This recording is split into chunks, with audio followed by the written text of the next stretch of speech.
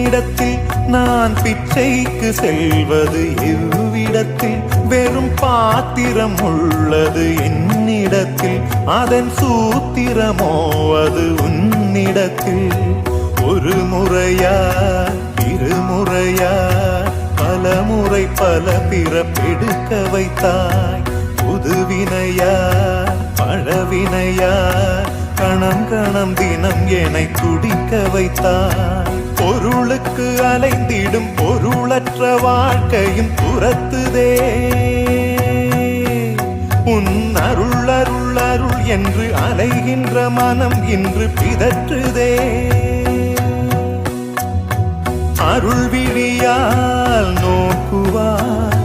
மலர்பதத்தால் தாங்குவாய் உன் திருக்கரம் என்னை அரவணைக்குனதருள் பெற பிச்சை